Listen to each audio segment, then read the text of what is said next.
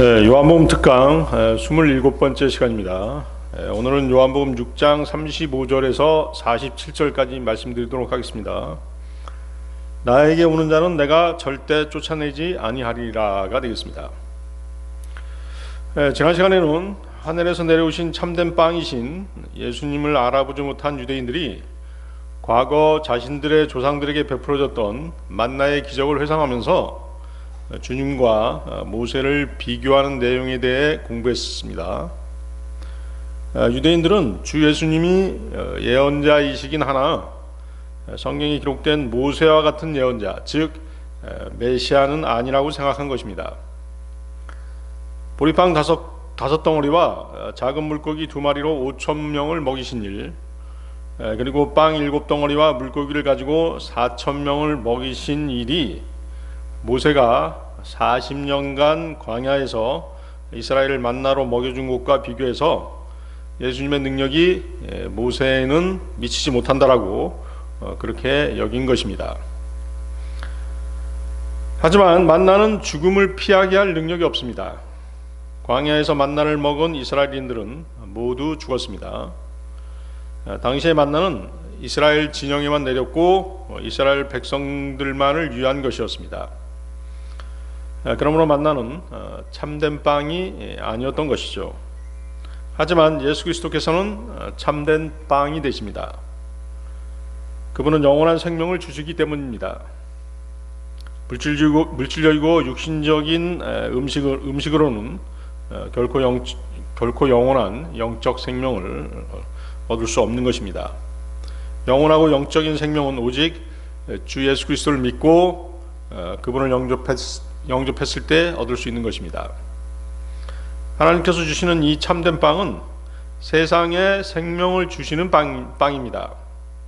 주 예수 그리스도께서는 이스라엘뿐만 아니라 그분을 믿는 모든 사람은 누구든지 멸망하지 않고 영생을 얻게 하시는 그런 분이십니다.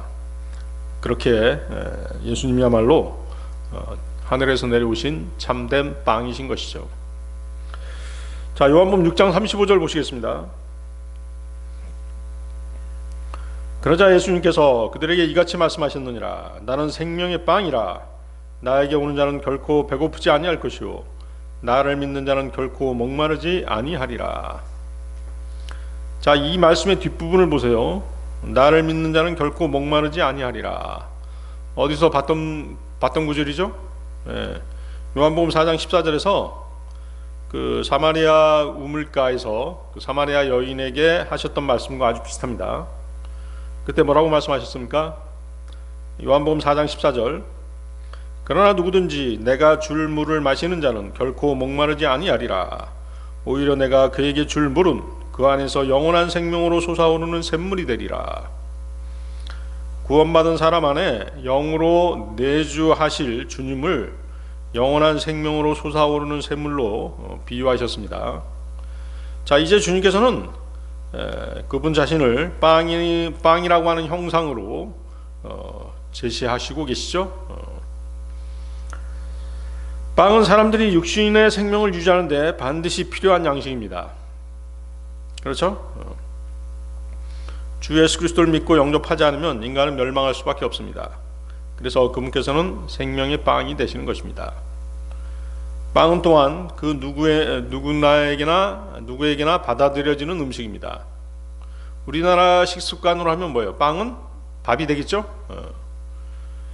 빵은 거의 모든 사람들이 공통적으로 먹는 주식입니다. 신분고하를 막느라고 누구나 먹는 음식인 것입니다. 바로 예수 그리스도께서는 모든 종류, 모든 계층, 모든 성격, 모든 환경에 처해 있는 모든 사람들의 모든 필요를 충족시켜 주시는 분이신 것입니다. 빵은 또한 매일 먹는 음식입니다. 아침, 점심, 저녁 식탁에 빠지지 않는 음식이 바로 빵입니다. 생명의 빵이신 예수 그리스도를 영접한 사람들은, 구원받은 사람들은 그분과 함께 모든 시간, 모든 삶을 같이 하게 되는 것입니다. 영원히 같이 하게 되는 것이죠. 빵을 만들 때 밀이나 쌀, 보리 같은 곡식을 빻고 가루를 내고 그것을 반죽하고 불에 구워야 됩니다. 그렇죠? 이것은 주 예수님께서 이 땅에 오셔서 모욕과 수치를 당하시고 채찍질 당하시고 창으로 찔려 몸이 찢겨지는 고난을 받으시고 십자가에 달려 돌아가신 것을 상징하는 것입니다. 주님은 우리를 대신해서 심판을 받으셨고 하나님의 진노의 잔을 우리 대신 마시셔야 했던 것입니다. 그리고 불타는 지옥에 가셔서 우리의 모든 죄를 내려놓고 다시 올라오신 것이죠. 이사야서 53장 5절 말씀인데요. 그러나 그가 상처를 입은 것은 우리의 불법들로 인하며 그가 상한 것은 우리의 죄악들로 인함이라. 우리의 화평을 위하여 징계가 그의 위에 임하였도다. 그런즉 그가 맞은 채찍들로 우리가 치유되었도다. 자, 주님께서는 나는 생명의 빵이라고 선언하십니다. 그런데 이 빵을 먹고 결코 배고프지 않게 되는 자는 배고파서 먹는 자들이 아니라 어떤 자들이에요? 나에게 오는 자라고 말씀하시죠. 이 말씀은 누군가 생명의 빵을 먹는 일에 참여하고 싶다면 반드시 어떻게 해야 된다? 주 예수 그리스도께로 와야 함을 말씀하신 것입니다. 생명의 빵에 참여하는 것은 그분께 와서 그분을 믿는 것이죠. 그렇죠? 또 나를 믿는 자는 결코 목마르지 아니하리라고 한 말씀도 누군가 목마르지 않기를 원한다면, 갈증을 해소하기를 원한다면 그 역시 주 예수 그리스도를 믿어야만 한다는 말씀인 것입니다. 그래서 배고프지 않게 되고 갈증을 해소하기 위해서는 그분께 와서 그분을 믿어야만 된다는 것이죠. 이것은 영적인 허기짐, 영적인 갈증을 해소하는 방법인 것입니다. 히브리서 11장 6절 말씀입니다. 믿음 없이는 하나님을 기쁘게 해드리는 것이 불가능하니라. 이는 하나님께로 오는 자는 그분께서 존재하신다는 것과 그분께서 자신을 부지런히 찾는 자들에게 보상하시는 분이심을 반드시 믿어야만 하기 때문이라. 그렇죠? 구원받은 사람, 구원받지 않은 사람 모두에게 해당되는 그런 구절이 되겠습니다. 예수님께서는 33절 보십시오. 거기 33절에서 자신을 세상에 생명을 주시는 분으로 말씀하셨습니다. 거기 보세요. 이는 하나님의 빵이 하늘로부터 내려온 자요 세상에 생명을 주는 자이기 때문이라. 빵이 사람이라는 것이죠. 빵이 사람인데 그 사람은 누구다? 육신을 입고 오신 하나님 예수 그리스도시라는 것입니다. 그런데 여기 35절에서는 나에게 오는 자에게 생명의 빵이 되신다고 말씀하십니다. 그렇죠? 나에게 오는 자. 그래서 주 예수 그리스도를 믿고 구원받아서 영생을 얻는 일은 이처럼 개별적으로 주님께 나아오는 것이지 집단적으로 이루어진 일이 아닌 것입니다. 아시겠어요? 우리가 복음을 전하다 보면 어때요? 예수님에 대해서 잠깐 얘기해도 될까요? 이렇게 물어보면 나 모태신앙이었는데요 뭐 이렇게 얘기하는 사람 있잖아요. 틀린 얘기라는 것이죠. 어머니의 믿음과 자식의 믿음은 다른 것이에요.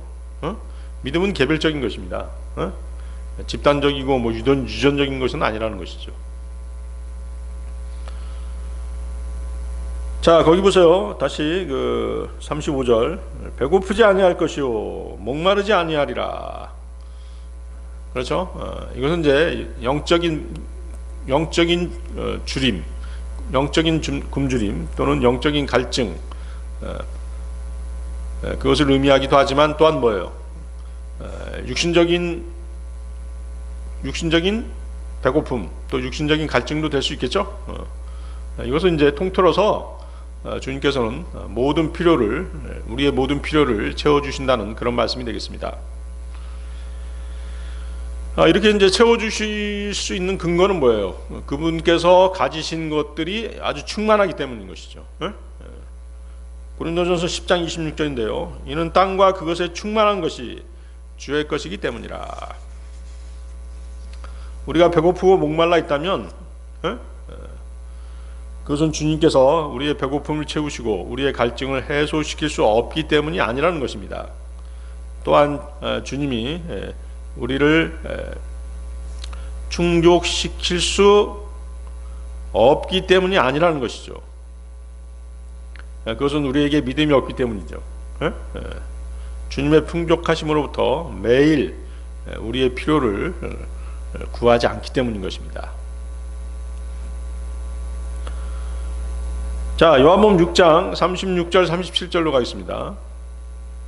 그러나 내가 너희에게 너희가 나를 보았는데도 믿지 아니하느니라 하였도다.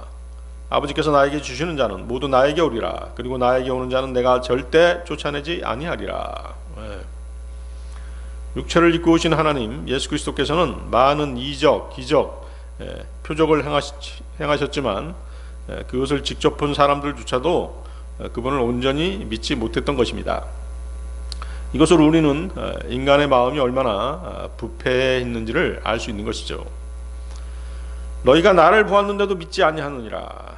자, 이 말씀은 유대인들이 예수님에게 요청한 일들, 주여 우리에게 언제나 이 빵을 주소서라는 말과 비교했을 때 그들의 말이 얼마나 유대인들의 말이 얼마나 육신적인가를 알 수 있게 하는 것입니다. 그들은 영적인 것에는 전혀 관심이 없었던 것이죠. 그들은 모세를 믿었습니다. 그들은 침례인 요한의 빗속에 잠시 기뻐했었습니다. 그리고 심지어 그들은 성경을 인용하기까지 했습니다. 요한복음 6장 31절인데요. 우리의 조상들은 사막 가운데서 만나를 먹었나이다. 기록된 바와 같으니 그가 하늘로부터 온 빵을 그들에게 먹으라고 주었더라 하였나이다. 자, 이렇듯 모세를 믿고 또 침례인 요한을 믿고 성경을 인용할 줄, 구약 성경을 인용할 줄 알았지만 정작 육신을 입고 오신 하나님 예수 그리스도는 믿지 않았던 것이죠. 너희가 나를 보았는데도 믿지 아니하느니라. 결과적으로 주님께서는 그들의 믿음의 정도에 따라 그들에게 말씀하실 수밖에 없는 것입니다. 지금의 우리 그리스도인들도 마찬가지입니다. 주 예수님에 대한 믿음의 정도에 따라서 우리가 대우를 받는 것입니다. 아시겠죠? 한번 얘기했잖아요. 가장 사랑받는 제자가 있었죠. 누구죠? 그렇죠. 요한 사도죠. 요한 사도죠. 그 최후의 만찬 그림을 보면 어때요? 또 성경을 읽어보면 요한 사도가 요한이 예수님 품에 이렇게 기대해 있잖아요. 바로 그게 믿음이거든요. 예수님한테 모든 것을 다 자신의 모든 것을 다 의지할 수 있는 믿음. 그런 사람이 하나님의 사랑을 받는 것이에요. 그래서 주님께서 가장 사랑하신 제자가 누구예요? 요한 사도였잖아요. 그렇죠? 모든 것을 다 그분께 의지해야 되는 것이죠. 완전한 믿음. 그게 바로 우리의 믿음 생활이 돼야 되는 것입니다. 믿음 생활이라는 건 다른 게 아니에요. 구원도 믿음으로 받고 믿음 생활도 뭘로 한다? 그분께 의지해서 하는 것이에요. 다 모든 것을 다 그분께 의지해서 하는 것이에요. 그럴 때 하나님께서는 그것을 기뻐하시는 것이죠. 뭔가 하나님께서 뭐가 부족하신 분이 아니시잖아요. 항상 충만한 가운데 우리한테 베풀어 주시는 것이에요. 그 충만함이 줄어드느냐? 그렇지 않아요. 하나님께서는 그렇기 때문에 모든 것을 의지하는 삶, 그것이 올바른 믿음인 것입니다. 자, 다시 보시겠습니다. 아버지께서 나에게 주시는 자는 모두 나에게 오리라. 그리고 나에게 오는 자는 내가 절대 쫓아내지 아니하리라. 구원의 영원한 보장에 대한 위대하신 하나님의 약속이죠. 절대 쫓아내지 아니하신다고 말씀하시잖아요. 자, 그런데 이 말씀 가운데는 사실 그 유다 이스카리옷에 대해 간접적으로 암시하고 있는 내용이 좀 포함되어 있습니다. 이 사실은 주님이 제자들에게 하신 말씀을 통해 확인할 수가 있는데요. 요한복음 6장 64절 65절 한번 보십시오. 그 밑에 요한복음 6장 64절 65절. 그러나 너희 중 일부는 믿지 아니하는도다. 제자들 중에 믿지 않는 자가 있다는 것이죠. 이는 예수님께서 믿지 아니하는 자들이 누구였는지와 누가 자신을 배반할지 초기부터 아셨기 때문이라. 그러자 그분께서 말씀하시기를 그러므로 내가 나의 아버지께로부터 그에게 주어진 것이 아니라면 아무도 내게 올 수 없다고 너에게 말하였도다 하셨느니라. 주님께서는 유다 이스카리옷 가룟 유다가 자기를 그분을 배반할 자라는 것을 처음부터 아셨고, 그러므로 유다 이스카리옷은 하나님 아버지께서 허락하신 자가 아니었으며 이런 자는 내게로 올 수 없다라고 말씀하신 것입니다. 자, 그런데 칼빈주의자들은 이 구절을 그들의 예정론의 증거 구절로 내세웁니다. 그렇죠? 어떻게 예정론으로 둔갑시키는 것이에요?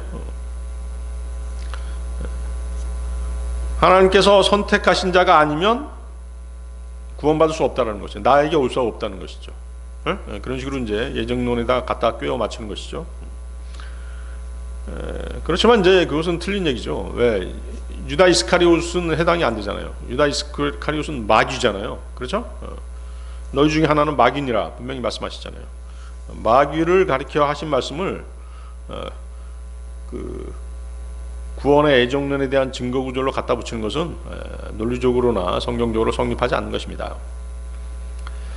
자, 또한 아버지께서 나에게 주신 자는 모두 나에게 오리라는 말씀을 인용해서 칼빈주의자들은 예정론을 뒷받침하는 증거 구절로 오용하고 있지만 십자가 이전의 사건이잖아요. 그렇죠? 그렇죠? 지금 예수님이 십자가에 달리신 후가 아니잖아요. 십자가 이전이란 말이죠. 십자가 이전의 구원에 관련되는 구절들을 예정론의 증거 구절로 내세우는 것은 그들의 성경에 대한 무지를 그대로 드러내는 것밖에는 아무것도 아닌 것이죠. 왜냐하면 십자가 이전인 이 당시에 주님께로 왔던 자들 가운데 일부는 뭐예요? 다시 떠나가 버린 그런 사람들도 있었잖아요. 많은 제자들이 떠나가 버렸어요. 예수님을 떠나가 버렸거든요. 그것도 이제 주님께서 지상에서 직접 활동하고 계신 가운데 그런 일이 있었던 것이죠. 요한복음 6장 66절 한번 보세요. 요한복음 6장 66절. 그 밑에 요한복음 6장 66절. 그때부터 그분의 제자들 중 많은 이들이 돌아갔으며 더는 그분과 동행하지 아니하였더라. 그렇죠? 그래서 아버지께서 나에게 주시는 자, 다시 돌아가 보세요. 아버지께서 나에게 주시는 자, 이 표현이 칼빈주의자들의 주장대로 하나님께서 구원해 주시기로 특별히 선택된 자라고 한다면 어떻게 이 사람들이 주님으로부터 물러나서 돌아갔으며 더는 그분과 동행하지 아니하였다라는 말씀이 나올 수 있겠느냐는 것이죠. 그렇죠? 선택된, 그러니까 예정론에 맞지 않는 것이죠. 그렇죠? 바로 앞에 요한복음 6장 65절도 보세요. 요한복음 6장 65절. 그러므로 내가 나의 아버지께로부터 그에게 주어진 것이 아니라면 아무도 내게 올 수 없다고 너에게 말하였도다라고 되어 있죠. 자, 이것은 이제 곧 그 요한복음 6장 37절을 다시 말씀하신 것입니다. 아까 읽었던 요한복음 6장 37절. 아버지께서 나에게 주시는 자는 모두 나에게 오리라. 그리고 나에게 오는 자는 내가 절대 쫓아내지 아니하리라. 다시 말해서 이 구절들은 언제적 얘기예요? 십자가 이전의 구원을 말씀하신 것이에요. 그걸 잘 보셔야 됩니다, 여러분들이. 예수님이 살아계실 때는 십자가 이전이잖아요. 그때 유대인들이 구원받는 방법과 십자가 이후에 구원받는 방법이 다르잖아요. 자, 그래서 십자가 이전의 구원을 말씀하시는 것인지 아니면 십자가 이후의 구원을 말씀하시는 것인지를 좀 더 구별하기 위해서 다른 구절을 좀 찾아보겠습니다. 요한복음 6장 44절 한번 보세요. 요한복음 6장 44절.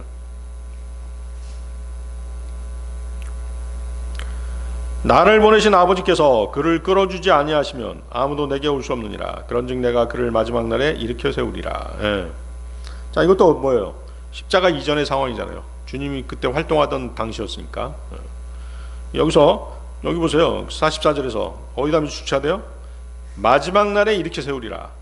자, 마지막 날이 언제죠? 마지막 날, 바로 최후의 백보자 심판 때죠. 그렇죠? 그러니까 뭐예요? 십자가 이전에 구약 성도들은 다 언제 부활하게 돼요? 그 백보자 심판에 나오게 되는 것이죠. 그렇죠?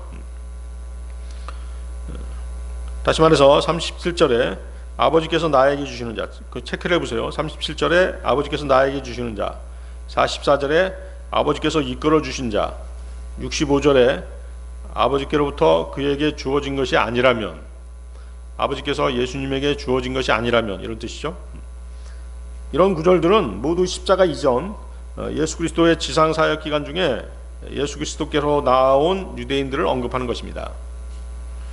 그래서 지금 나이란 이 구절들은 지금 이 교회 시대의 은혜로 구원받은 자들에게 해당되는 구절이 아닌 것이죠. 당시 유대인들은 십자가 이전에 구원받았기 때문에 예수 그리스도의 몸에 들어오지 못했죠. 십자가 이전에 구원받은 사람들은 은혜 시대, 교회 시대의 성도들이 아니기 때문에 그리스도의 지체, 그리스도의 몸의 일부가 될 수 없는 것이에요. 이해하시겠죠? 따라서 그들은 그리스도의 심판석이 아니라 최후의 백보자 심판석에 나오게 되는 것입니다. 이해하시겠죠? 우리 그리스도인들, 이 교회 시대에 구원받은 그리스도인들, 이 은혜 시대에 구원받은 그리스도인들은 뭐예요? 휴거돼서 어디서? 그리스도의 심판석에 서게 되잖아요. 공중에. 그렇죠? 무슨 말인지 알겠죠? 그렇지만 구약 성도들은 다 어디 서게 되는 거예요? 최후의 백보자 심판석에 서게 된단 말이에요. 이해하시겠어요? 그렇기 때문에 주님께서는 요한복음 6장 44절에서 마지막 날에 일으켜 세우리라고 하신 것이죠. 그래서 그 마지막 날은 언제다? 최후의 백보자 심판대다. 이처럼 십자가 이전에 해당되는 구절들을 칼빈주의자들이 구원의 그 예정론에 갖다 붙이고 십자가 이후에 이 교회 시대에 구원받은 사람들에게 적용하려고 하면 이단 교리가 되어버리는 것이죠. 그래서 그걸 잘 구별해야 됩니다. 십자가 이전이냐 십자가 이후냐. 물론 그 37절에 그 표현, 나에게 오는 자는 내가 절대 쫓아내지 아니하리라고 하신 말씀, 이 말씀은 이제 뭐 십자가 전이나 십자가 후나 모든 성도들에게 영적으로 적용할 수 있는 그런 구절이죠. 약속의 적용 대상이 무제한적입니다. 누구든지 예수 그리스도께로 가면 주님께서는 그를 거절하지 않으시죠. 그렇다면 십자가 이후에 구원받은 상황은 어떻게 기록되어 있을까요? 자, 그것을 구분하는 것은 간단하죠. 간단하잖아요. 그렇죠? 주님이 죽으셨느냐 죽으시지 않으셨느냐 그거잖아요. 그렇죠? 십자가에 매달리셨느냐 그렇지 않았느냐 그 차이죠. 요한복음 12장 32절 33절인데요. 그리고 내가 땅에서 위로 들리면 나는 모든 사람들을 나에게로 이끌겠노라. 그분께서 이렇게 말씀하신 것은 자신이 어떤 죽음으로 죽어야 하는지 알려주신 것이라. 그러니까 주님께서는 주님께로 나오는 사람들을 절대 거절하지 않으신다는 것이죠. 십자가 이전이나 십자가 후나. 그렇지만 왔다가 돌아가 버린 사람들은 뭐예요? 자의적으로 자신들이 뭔가 실족한 것이죠. 그렇죠? 요한복음 12장 32, 33절 다시 보세요. 내가 땅에서 위로 들리면, 땅에서 위로 들린다는 것은 바로 뭐예요? 즉 십자가에 못 박히시고 부활 승천하시면 모든 사람들을 나에게 이끌겠노라고 말씀하신 것이죠. 자, 이것은 이 시대의 구원이 갈보리 십자가에서 시작된 전 인류를 위한 보편적인 구원임을 선언하는 그런 구절이 되겠습니다. 다시 말해서 주님께서 십자가 이전에 이스라엘교에서 지상사역을 하시던 때처럼 그분을 보고 믿는 백성만이 구원받은 것이 아님을 명백하게 밝히고 계신 것이죠. 그래서 모든 사람을 나에게 이끌겠노라고 하는 구절은 작금의 모든 사람들에게 영적으로 적용할 수 있는 구절인 것입니다.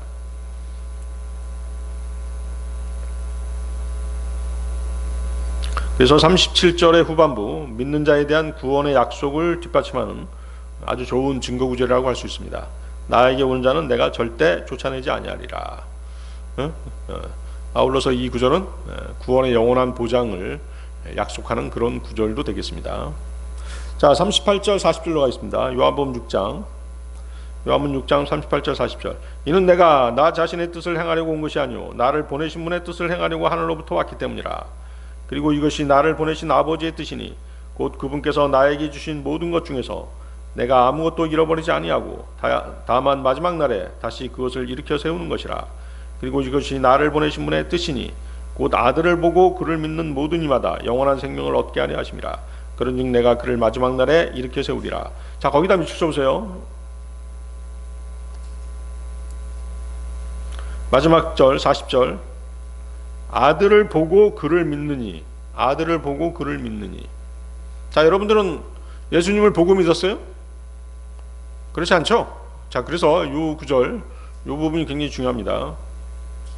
그 38절부터 보세요. 38절의 그 말씀의 뜻은 하나님 아버지께서 주신 자는 모두 다 아들 하나님에게 올 것인데 그 아들은 육신을 입고 오신 하나님의 독생자, 그렇죠? 독생자시죠? 독생자이시고 아버지께서 그분에게로 이끄시는 자들을 받으시는 육신을 입고 오신 하나님이다 하는 그런 말씀이고요. 그렇죠?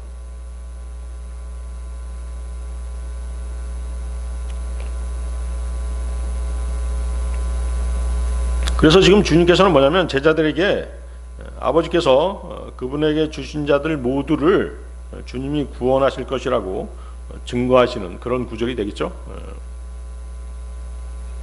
나를 보내신 분의 뜻을 행하려고 하늘로부터 왔기 때문이라.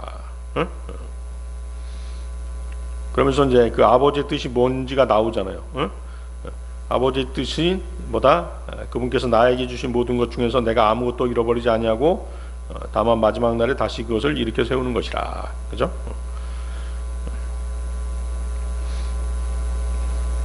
그래서 39절도 보세요. 39절도 예수 그리스도의 지상 사역 기간에 구원받은 사람들을 언급하는 그런 구절이죠. 그죠? 이들은 십자가 이전의 구약 성도들이기 때문에 그리스도의 몸에 들어오지 못한 사람들이라고 말씀드렸죠. 그러므로 이 사람들은 그리스도의 심판석에 서지 못하고 마지막 날 백부자 심판석에 서게 될 성도들인 것입니다. 이해하시겠어요? 그러니까 그거에 명확해야 돼요. 구약 성도들은 어디에 서게 된다? 최후의 백부자 심판석에 서게 된다. 우리 신약 성도들은 뭐예요? 휴거돼서 그리스도의 심판석에 서게 되잖아요. 자, 따라서 여기 39절에서 말하는 나에게 주신 모든 것이란 갈보리 십자가 이전에 주님께로 나온 사람들을 의미하는 것입니다. 그래서 십자가 이후 교회 시대에 그 주님을 믿고 은혜로 구원받게 된 사람들에게는 해당되지 않는 구절이죠. 그걸 잘 구별하는 얘기예요. 자, 40절을 보면 더욱 명확해지죠. 자, 그리고 이것이 나를 보내신 분의 뜻이니 곧 아들을 보고 그를 믿는 모든 이마다 영원한 생명을 얻게 하려 하심이라. 그런즉 내가 그를 마지막 날에 일으켜 세우리라. 자, 아들을 보고 그를 믿는 모든 사람. 그래서 보고 믿는다는 이 말에 주목하라는 것이에요. 여러분들은 예수 그리스도를 보고 믿은 게 아니잖아요. 저와 여러분은 지금 은혜 시대에 살고 있죠. 우리는 하나님의 독생자를 보고 믿지 않았습니다. 우리는 예수 그리스도께서 지상 사역을 하고 계시던 2000년 전에 이 땅에서 그분을 본 것이 아니죠. 저와 여러분은 40절에 언급하는 사람들에 해당되지 않는 것입니다. 왜? 보고 믿은 게 아니라 보지 않고 믿었잖아요. 보지 않고 믿어서 구원받았죠.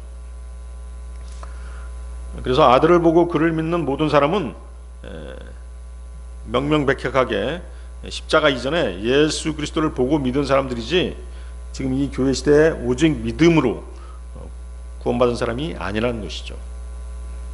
자, 그걸 잘 구별할 수 있겠죠? 자, 반복해서 말씀드립니다만 십자가 이전에 아들을 보고 그를 믿은 모든 사람, 즉 십자가 이전에 주님께로 나와 구원받은 사람들은 그리스도의 몸에 들어오지 못한다고 그랬어요. 그리스도의 지체가 될 수가 없어요.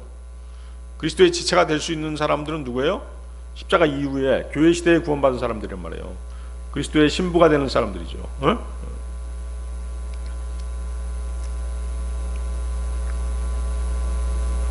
그래서 십자가 이전에 구원받은 구약 성도들은 그리스도의 심판석에 서지 못하고 최후의 백부자 심판석에 서야 된다는 것이죠. 따라서 39절 44절은 교리적으로 보면 그리스도의 지상 사역에서 이스라엘에게만 해당되는 그런 구절인 것입니다. 아시겠습니까? 그걸 잘 구별해서 표시를 해두시기 바랍니다. 그래서 본문은 아들을 보고 그를 믿는 사람이 핵심 구절인 것이죠. 거기다 밑줄 쳐놓으면 되겠죠.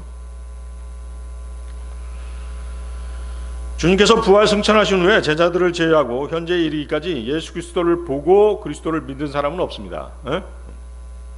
게다가 마지막 날, 즉 최후의 백부자 심판석에서 부활하는 그리스도인도 없는 것이죠. 우리는 휴거 때, 만약에 이제 이 교회 시대 사람들은 어때요? 주님 오시기 전에 죽게 되더라도 어떻게 돼요? 공중 재림 때, 그분이 공중 재림하실 때 부활하잖아요. 최후의 백부자 심판에 가서 부활하는 게 아니잖아요. 아시겠죠? 요한복음 5장 29절이 바로 최후의 백부자 심판에 대한 구절이잖아요. 요한복음 5장 29절 한번 보세요. 그리하면 그들이 밖으로 나오리니 선을 행한 자들은 생명의 부활에 이르고 악을 행한 자들은 영벌의 심판의 부활에 이르리라. 이게 백부자 심판이란 말이에요. 백부자 심판이라고 써놓으면 되겠죠. 자, 요한복음 6장 41절 43절로 가겠습니다. 그때 유대인들이 그분에 대하여 수군거렸더라. 이는 그분께서 말씀하시기를 나는 하늘로부터 내려온 빵이라 하신 까닭이라. 그래야 그들이 말하기를 이분은 요셉의 아들 예수가 아니시냐? 그분의 아버지와 어머니를 우리가 알지 아니하냐? 그렇다면 그가 말하시기를 나는 하늘로부터 내려왔다는 것은 어찌된 일이냐 하였더라. 그러므로 예수님께서 그들에게 대답하여 이같이 말씀하셨느니라. 너희끼리 수군거리지 말라. 자, 사람들이 모여서 뭔가 수군거린다는 얘기는 뭐예요? 뭔가를 의심하고 있다는 얘기겠죠? 하나님께 대항해서 수군거리는 것은 인간의 죄성을 드러내주는 그런 행위인 것입니다. 유대인들은 그리스도께서 나는 하늘로부터 내려온 빵이라고 말씀하시니까 주님에 대해서 수군거렸던 것이죠. 그들이 주님의 선언에 대해서 주님이 말씀하신 것에 대해서 수군거린 분명한 이유가 있어요.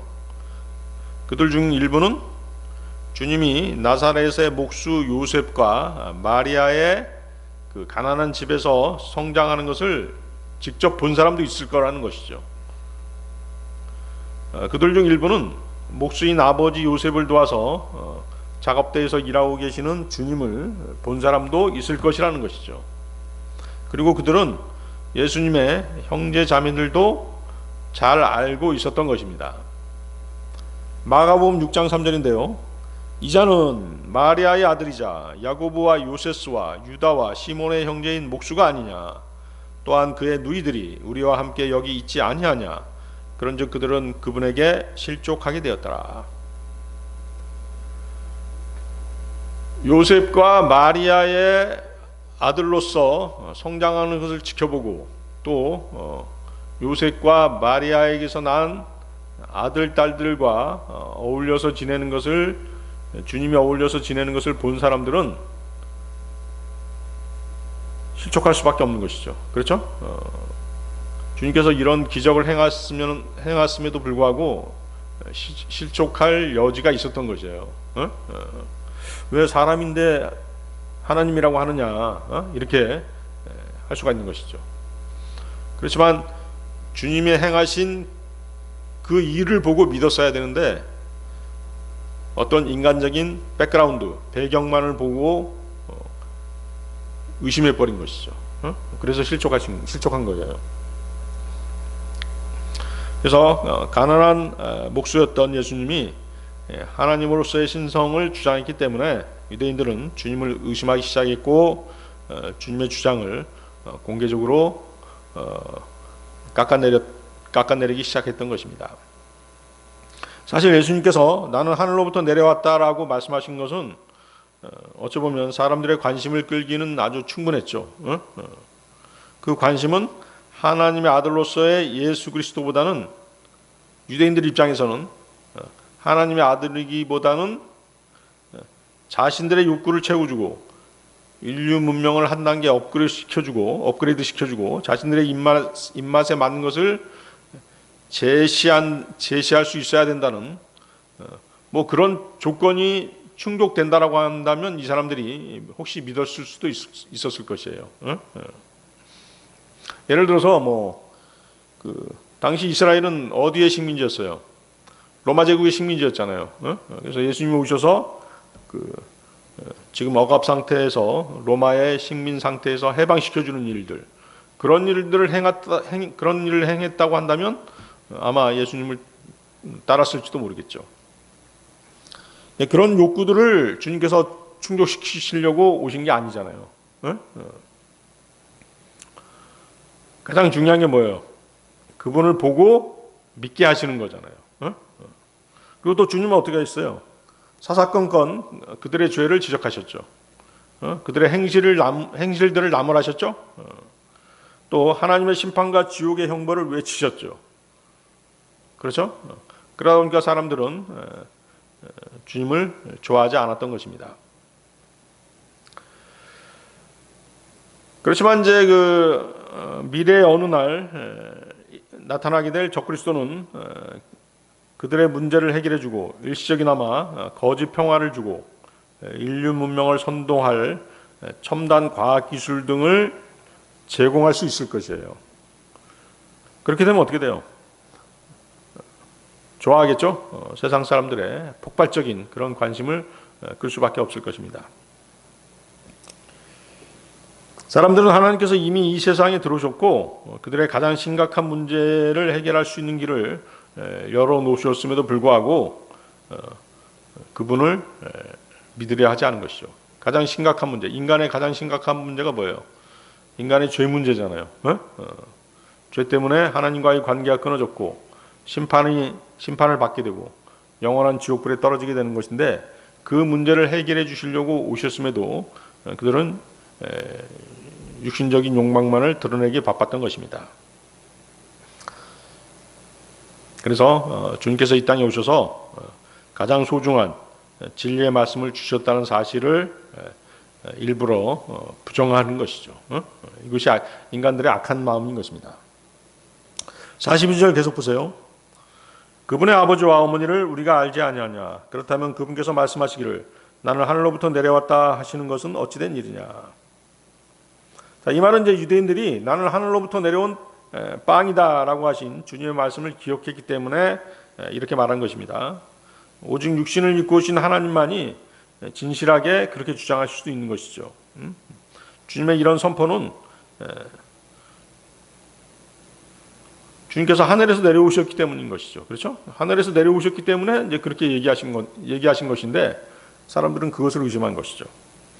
요한복음 3장 31절 33절입니다. 자, 우리 공부했던 구절 다시 한번 보시겠습니다. 요한복음 3장 31절 33절. 위로부터 오시는 분은 모든 것 위에 계시는도다. 땅에서 난 자는 땅에 속하여 땅에 속한 것을 말하느니라. 하늘로부터 오시는 분은 모든 것 위에 계시는도다. 그리고 그분께서는 친히 보고 들으신 것 그것을 증언하시는도다. 그런데 아무도 그분의 증언을 받아들이지 아니하느니라. 그분의 증언을 받아들인 자는 하나님께서 진실하시다는 것을 자신이 확증한 것이라. 주님께서는 이제 하늘에서 오셨기 때문에 하늘의 일들을 얘기하시는 것이죠. 그런데 사람들은 그것을 믿지 않았던 것이죠. 의심했던 것이죠.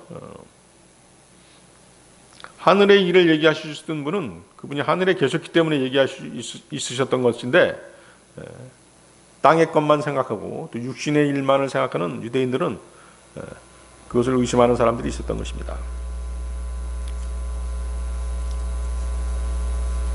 자, 그분이 만물 위에 계시는 이유, 자 거기 보세요.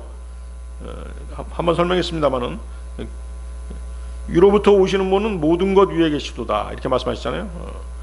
그분이 만물 위에 계시는 이유는 첫사람 아담과 그의 모든 후손은 땅에서 나서 흙에 속한 자들이지만 둘째 아담 예수 그리스도께서는 하늘에서 나신 주님이시기 때문에 이렇게 말씀하신 것이죠.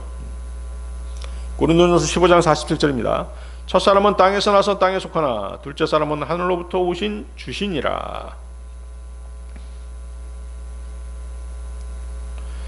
자, 주님께서 인간이 되시는 일, 육신을 입고 오시는 일은 동정녀 탄생이라는 기적을 필요로 했죠. 자, 그리고 주님이 동정녀 탄생을 통해서 이 땅에 오신다는 말씀은 이미 예언되어 있었던 사실입니다. 그렇죠? 그래서 유대인들이 성경을 찾아봤으면 예수님을 믿을 수 있는 근거가 더 많았던 것이죠. 실족할 수 있는 내용보다는 믿을 수 있는 근거가 더 많았어요. 예수님이 동정녀를 통해서 오신다는 사실은 구약에 다 예언되어 있었잖아요. 어디에 예언되어 있었어요? 이사야서 7장 14절에 있었죠. 그러므로 주께서 친히 너희에게 표적을 주시리라. 보라, 한 처녀가 잉태하여 한 아들을 낳으리니 그의 이름이 임마누엘이라 불리리라. 그래서 모든 유대인들은 이 예언의 말씀을 알고 있었습니다. 그래서 이스라엘 여인들이 모이면 이 내용을 놓고 서로 얘기하곤 했어요. 어떤 여인을 통해 메시아가 올 것인지가 이스라엘 여자들 사이에서는 대단히 큰 관심사였던 것입니다. 당연히 그 여자는 메시아를 잉태하게 될 그 여인은 하나님의 큰 은총을 받는 여인이기 때문에 과연 어떤 여자를 통해서 메시아가 오실까라고 하는 것은 굉장히 큰 관심사였던 것이죠. 그래서 마리아가 주님을 잉태했을 때 침례인 요한의 어머니 엘리사벳이 이렇게 외쳤죠. 뭐라고 외쳤습니까? 누가복음 1장 42절인데요. 누가복음 1장 42절. 그리하여 그녀가 큰 목소리로 분명히 일러 말하였더라. 너는 여자들 사이에서 복되나니 너의 태의 열매가 복되도다. 그렇죠? 자, 그런데 주님 앞에 모인 유대인들은 주 예수 그리스도의 초자연적인 출생을 전적으로 부정했던 것입니다. 그들은 주님을 단순히 요셉과 마리아의 육신적인 아들로 생각했던 것이죠. 그리고 예수님이 어떻게 태어나셨어요? 결혼 전에 태어났잖아요. 약혼한 상태에서 태어났잖아요. 그러니까 그 사실을 알고 있던 사람들은 니들은 부정한 방법으로 태어났다. 그렇게까지 얘기한 것이에요. 결혼 전에 애까지 먼저 낳아버렸다. 이스라엘에서는 있어서는 안 될 일이거든요, 사실은. 율법적으로는 안 되는 일이었죠. 그렇기 때문에 이제 그런 것을 꼬투리 삼아가지고 계속 비난한 것이죠. 그것을 동정녀 탄생하고 연결시키지 못했던 것이에요. 그러면서 의심했던 것입니다. 자, 그래서 유대인들은 그 주님의 아버지와 어머니를 우리가 안다라고 말하죠. 그러나 그들은 주님을 알지 못했죠. 육신적인 아버지와 어머니는 알았지만 하늘에 계신 그들의 진정한 아버지는 알지 못했던 것입니다. 하나님께서 그들에게, 자, 그래서 여기서는 이런 것들이 이게 필요한 것이에요. 하나님께서 그들에게 그분 자신을 계시해 주시지 아니하면 그들은 그분을 알지 못하고 또한 알 수 없는 것입니다.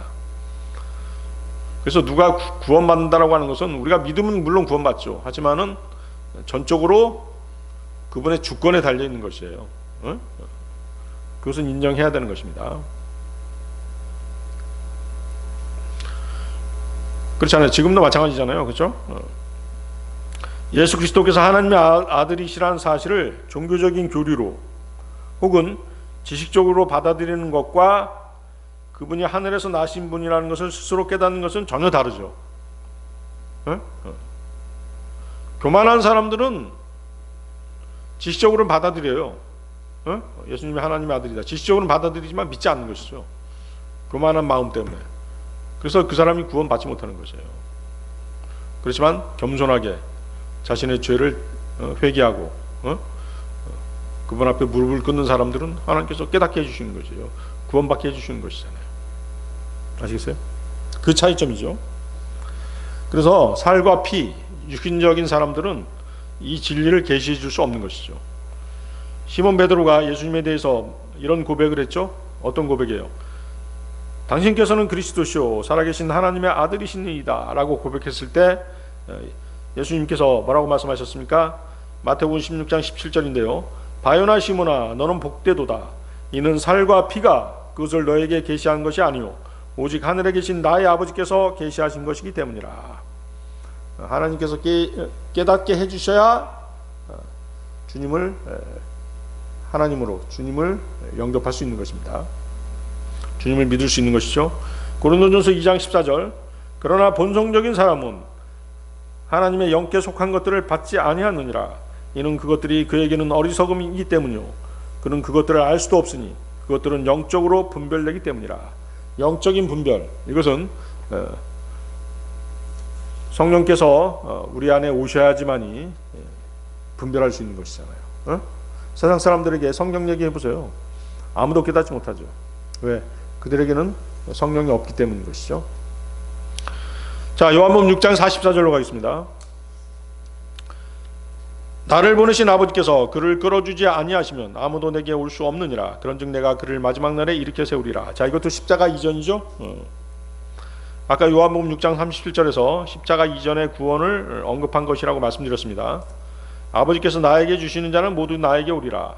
그리고 나에게 오는 자는 내가 절대 쫓아내지 아니하리라. 아까 요한복음 6장 37절이었죠. 그래서 이 구원은 지금의 교회 시대의 구원과는 방식이 다르다고 말씀드렸습니다. 주님의 초림 때 유대인들은 예수 그리스도를 어떻게 보고 믿어야지 영생을 얻었던 것이죠. 보고 믿는 것. 요한복음 6장 40절도 마찬가지죠. 그리고 이것이 나를 보내신 분의 뜻이니 곧 아들을 보고 그를 믿는 모든 이마다 영원한 생명을 얻게 하려 하심이라. 그런즉 내가 그를 마지막 날에 일으켜 세우리라. 그래서 보고 믿는 것과 마지막 날, 이게 포인트죠. 마지막 날은 언제다? 백보자 심판 때다.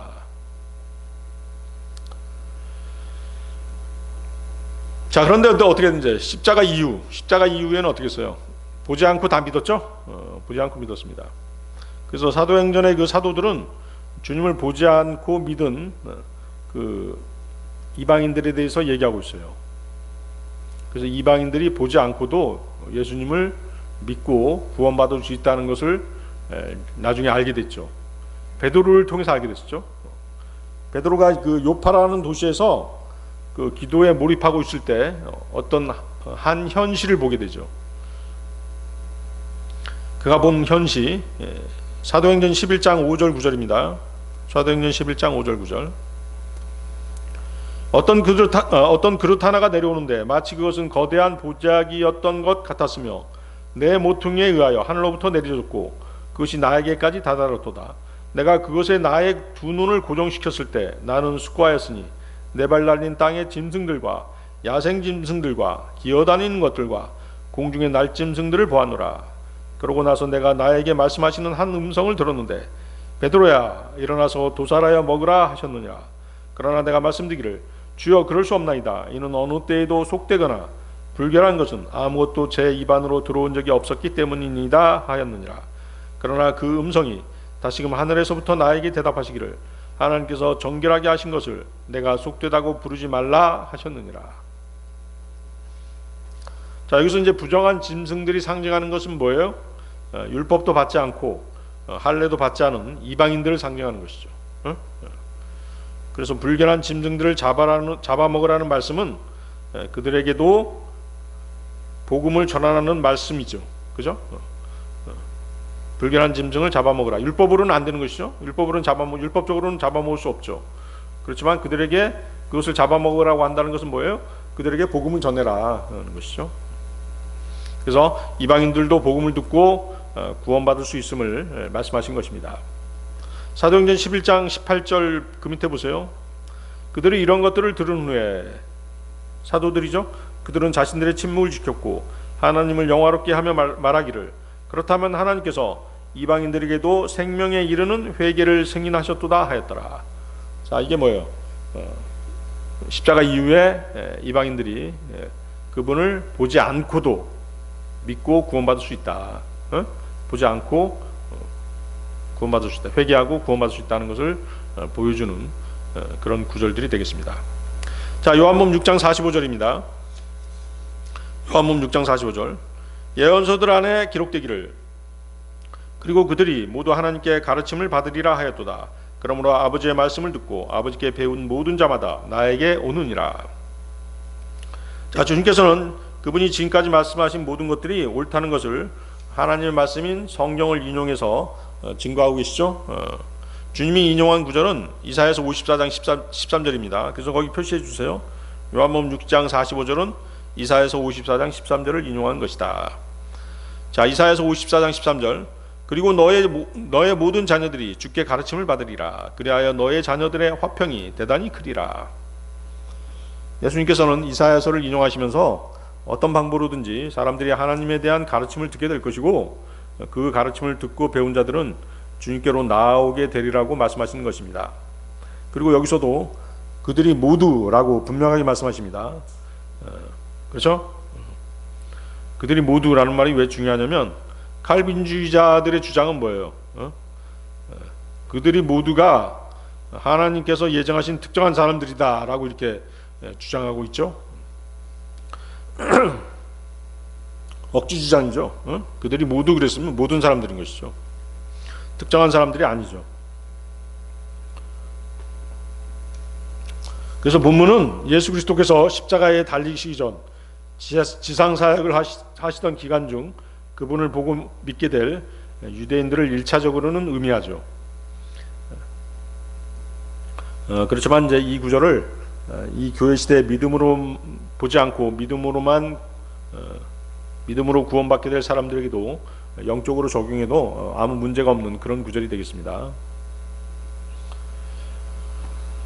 자, 그래서 여러분들은 이제 그 십자가 이전에 유대인들이 보고 믿게 돼서 구원받는 것, 또 십자가 이후 보지 않고도 믿음으로 구원받는 것, 그것만 잘 구별할 수 있으면 되는 것이에요. 자, 요한복음 6장 46절입니다. 어떤 사람도 아버지를 보지 못하였으나 하나님께로부터 난 자는 예외이니 그는 아버지를 보았느니라. 자, 예수님께서는 아버지의 말씀을 듣고 배운 자들만이 주님에게 온다는 것을 말씀하셨습니다. 그러나 이것은 그러한 사람들이 반드시 하나님의 음성을 직접 들었다든가 하나님을 직접 배웠다든가 그런 의미는 아니죠. 구주이신 주님만이 하나님 아버지와 직접 교통하셨고 지금도 그렇게 하시고 계십니다. 우리 그리스도인들은 어떻게 하나님을 배울 수 있어요? 기록된 말씀을 통해서 하나님 아버지로부터 듣고 배우는 것이죠. 자, 그렇지만 이제 요한복음 6장 46절을 자세히 보면 이 구절은 이제 주 예수님의 영광을 드러내는 그런 말씀이죠. 아버지께로부터 난 자라는 그 표현이잖아요. 예수님이 아버지께로부터 난 자잖아요.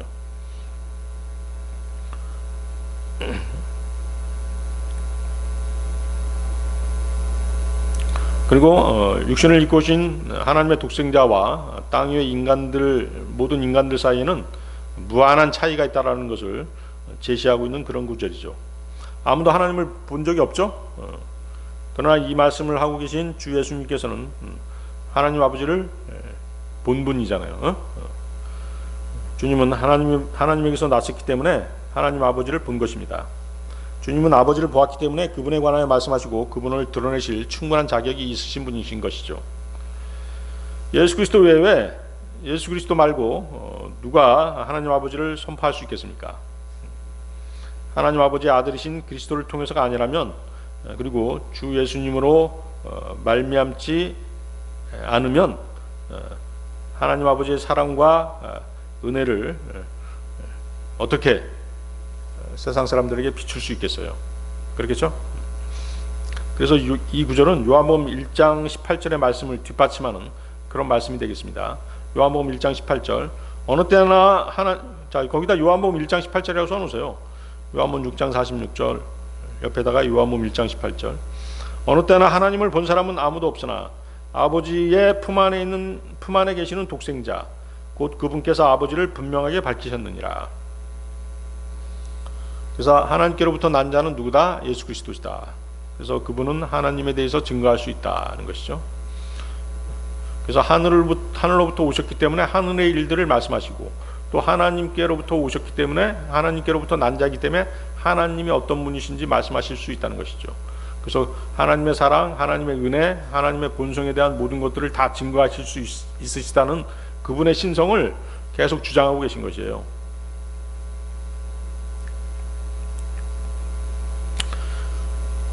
그래서 요한복음 6장 46절은 예수 그리스도께서 하나님의 아들이심을 다시 한번 더 강력하게 증거하고 계신 구절인 것입니다. 앞서 42절에서 유대인들은 예수님을 의심하면서 이 사람이 목수 요셉의 아들 예수가 아니냐. 그런데 그가 어떻게 나는 하늘에서 내려왔다라고 말할 수 있느냐라고 수군거렸죠. 그래서 주님께서는 다시 한번 그들에게 그분이 하늘에서 하나님과 함께 계시다가 오신 하나님의 아들이심을 거듭 밝히고 계신 것입니다. 왜 예수 그리스도께서는 이토록 자신의 신성을 드러내시면서 하나님의 아들이심을 거듭 말씀하시는 걸까요? 간단하죠. 사람들이 주님을 믿으라는 것이죠. 주님을 믿고 구원받아서 영생을 얻도록 하기 위해서 거듭 말씀하시는 것이에요. 자, 우리가 그 성경 공부할 때도 마찬가지잖아요. 성경 한 번 읽을 때, 두 번 읽을 때 다르죠? 반복해서 우리가 말씀을 듣게 되면 그만큼 믿음이 생기는 것입니다. 알지 못했던 것도 깨닫게 되잖아요. 자, 요한복음 6장 47절입니다. 진실로 내가 너희에게 말하노니 나를 믿는 자는 영원한 생명이 있느니라. 자, 이것은 이제 뭐예요? 구원받은 성도를 향한 말씀입니다. 그렇죠? 구원받은 성도를 향한 말씀. 그렇게 필기를 해놓으세요. 나를 믿는 자는 영원한 생명이 있느니라. 믿는 것은 죄인이 영적 생명을 얻게 된 원인이 아니라 영적 생명을 얻게 된 결과죠. 그렇죠? 사람이 주 예수 그리스도를 믿는다는 것은 그가 그 안에 이미 영적 생명을 가졌다는 증거인 것이에요. 그렇죠? 여러분들 예수 그리스도를 믿고 있잖아요. 그렇다면 뭐예요? 여러분들 안에 영원한 생명이 있다는 얘기잖아요. 죄인이 믿어야만 하는 것은 사실이에요. 그것은 인간이라면 피할 수 없는 의무와도 같은 것이죠. 그리스도인들이 죄인들에게 들려줘야 될 말씀이 뭐예요? 누구든지 그를 믿는 자는 멸망하지 않고 다만 영생을 얻게 하려 합니다는 요한복음 3장 15절 말씀이죠. 그럼에도 불구하고 거듭나지 않은 죄인은 믿지 않거나 믿으려고 하지 않죠. 또 사람들은 하나님을 사랑해야 되는데 또 사랑을 하더라도 하나님을 사랑하더라도 진심으로 전심으로 사랑해야 되죠. 그렇지만 그 사람이 구원을 받고 하나님의 은혜가 그 사람에게 임해서 새로운 마음, 거듭난 사람에게 주어지는 새로운 마음이 주어질 때, 하나님의 사랑이 그 사람에게 부어질 때야 비로소 하나님을 사랑하게 되고 지체들을 사랑하게 되는 것이죠. 그러니까 뭐예요? 믿어야 되죠. 그 전에 믿어야 되죠. 믿어야만 되는데 생명의 말씀, 즉 복음을 듣고 복음에 들어있는 믿음을 받아들일 때 그때 비로소 믿게 되는 것이죠. 그때 영원한 생명이 자신 안에 들어오게 되는 것이죠. 그렇죠? 믿음은 뭐예요? 하나님의 말씀을 통해 주시는 것이잖아요. 로마서 10장 17절 그렇게 믿음은 들음에 의해서 오며 들음은 하나님의 말씀에 의해서 오느니라. 히브리서 12장 2절 우리 믿음의 창시자이자 완성자이신 예수님을 바라보자. 그래서 어떤 사람이 믿는다라고 주장하면 그리고 믿는 것이 확실하다면 그 사람은 이미 영생을 가지고 있다라고 하는 확실한 증거인 것입니다. 그래서 요한복음 3장 36절에는 아들을 믿는 자는 영원한 생명을 가졌고 아들을 믿지 아니하는 자는 생명을 보지 못하고 오히려 하나님의 진노가 그의 위에 거하느니라. 요한복음 5장 24절에서도 진실로 내가 너희에게 말하노니 나의 말을 듣고 나를 보내신 분을 믿는 자는 영원한 생명이 있으며 정죄에 들어가지 아니하고 오히려 사망에서 생명으로 넘겨지느니라. 그래서 요한복음 6장 47절에서 나를 믿는 자는 영원한 생명이 있느니라. 이 말씀은 구원받은 성도들을 향한 말씀이다 하는 것이죠. 이미 구원받은 성도들을 향한 말씀이다. 네, 오늘 여기까지 하겠습니다.